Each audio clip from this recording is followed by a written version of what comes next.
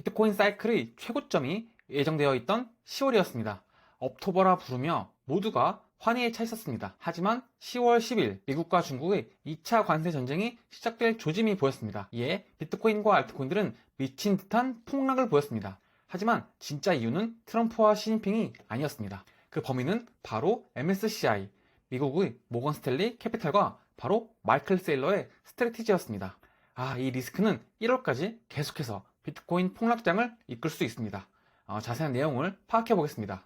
10월 10일 시장이 왜 급락했고 그 이후로 제대로 반등조차 나오지 않았는지 그 이유가 나온 것 같습니다. 정말 단순한데 그동안 우리가 몰랐던 퍼즐 조각이었습니다. 정리해 보겠습니다. 총 11가지로 정리할 수 있습니다. 첫 번째, 이번 사이클을 끌어올린 두 가지 큰 매수 주체 중 하나가 마이클 셀러의 마이크로 스트래티지 그리고 비트마인과 같은 DAT 트레저리 회사들이었습니다. 이 DAT 비즈니스 모델은 간단합니다. 규모를 최대한 키워서 주요 지수에 편입되는 것, 지수에 들어가면 패시브 자금이 자동으로 해당 종목을 사게 되고 그 매수로 회사는 더 커지고 더 많은 지수에 들어갑니다. 이런 식으로 선순환이 계속되는 구조입니다. 그런데 10월 10일 세계 2위 지수 회사인 MSCI가 아래 내용을 발표했습니다. 암호 자산을 핵심 비즈니스로 보유한 회사들을 기업이 아닌 펀드로 취급해야 하는가라는 문제를 공식 검토하기 시작한 겁니다. 이게 무슨 말이냐면 만약 이들을 펀드로 분류하면 패시브 인덱스 편입 자체가 아예 불가능해집니다. 왜냐하면 펀드는 자산을 사서 커지고 커지면 지수에 편입되고 편입되면 더 사는 이런 순환 구조가 지수 규칙에 맞지 않기 때문입니다.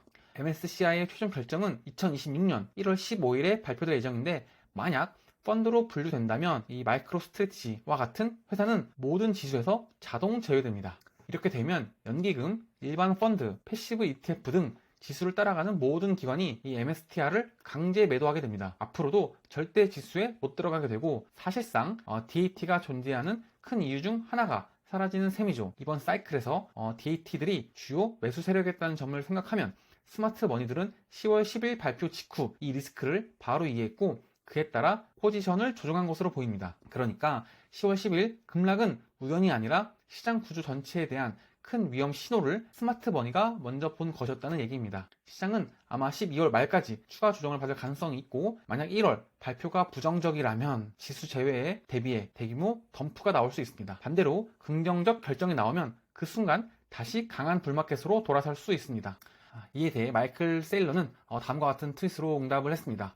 스트래티지는 펀드도 신탁도 지주 회사도 아니라고 했습니다. 전체 내용을 요약하자면 스트래티지는 비트코인을 생산적 자본으로 활용하는 수동적 기업이 아니라는 점입니다. 금융 혁신을 기반으로 한 세계 최초의 디지털 금융기관을 구축하는 것을 목표로 하고 있습니다. MSCI에서 근본적인 물음에 대한 질문입니다. 예를 들자면 내가 이제부터 금을 엄청 많이 모을 테니 투자금을 받고 그 돈으로 금을 더 사서 회사를 차립니다. 그렇게 회사를 차려서 코스피에 편입이 되면 패시브 ETF 자금들이 들어오고 그 돈으로 금을 더 삽니다. 그렇게 금으로 회사를 키우는 것을 MSCI는 기업이 아닌 펀드로 구성을 해야 하고 이는 MSCI 지수 편입에 어긋나는 규칙이라고 합니다. 원래 저는 12월 1일 양적 긴축 종료 시점까지 비트코인과 알트코인이 굉장히 아플 것이라고 예상했었습니다.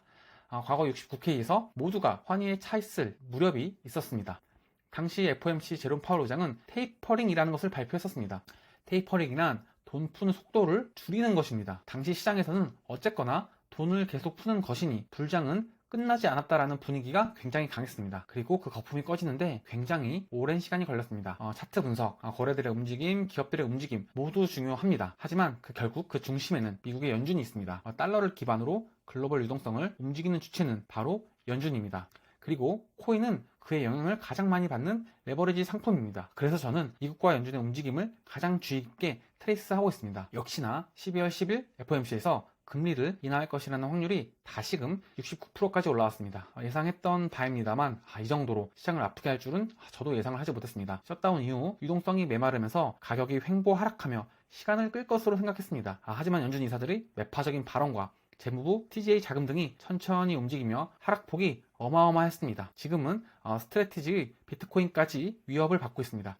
저는 강한 신념을 갖고 매일 비트코인 TGA를 하고 있지만 정말 오랜만에 시장 분위기가 정말 우울한 상태입니다. 저 또한 어두컴컴한 상황이지만 12월 1일부터 그 변곡이 시작되리라 보고 있습니다. 이제 일주일도 남지 않았습니다.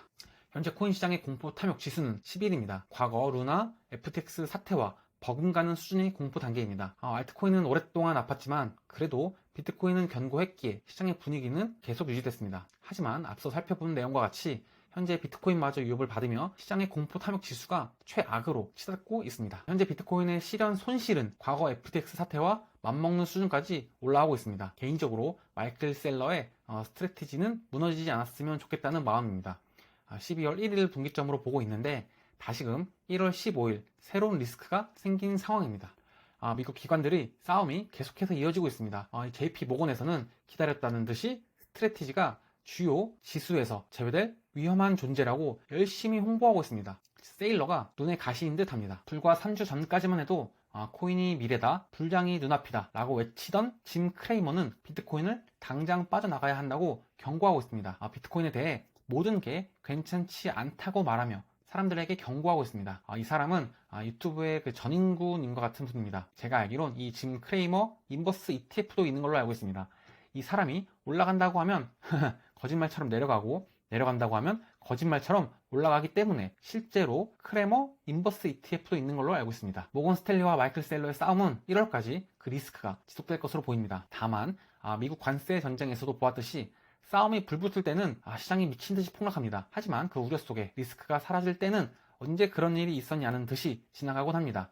우선 당장 12월 양적 긴축 종료와 12월 10일 금리 인하가 이제 일주일 그리고 2주밖에 남지 않았습니다. 지금 시장이 기회일지 더 큰 위기를 앞두고 있는 것인지는 알 수 없습니다. 다만 저는 지금껏 제가 해왔던 대로 행동하고 있습니다. 비트코인 DCA를 통해 계속해서 제 투자금을 키워나가고 있습니다. 그리고 최근 국적을 바꾼 것으로 알려져 있는 임범님이 84K에서 비트코인을 매수 단가로 잡은 듯합니다. 유동성이 사라졌으니 코인파는 망했다고 일주일 전쯤 올리신 것 같은데 84K에서 1000만 달러, 우리나라 돈 147억 원에 비트코인을 매수했다고 합니다. 부러울 뿐입니다. 아래 고정 댓글 통해서 코인 수직남 공식 텔레그램에 들어오실 수 있습니다. 실시간으로 코인 관련된 모든 투자 정보들을 드리고 있습니다. 또한 비트겟 대회도 진행 중에 있습니다. 시장 변동성이 커지면서 상금 컷 15위, P&L이 7%뿐이 되지 않고 있습니다. 안전하게 매매하시면서 대회 참여하셔서 상금 타가시면 좋겠습니다. 오늘 영상 시청해주셔서 감사합니다.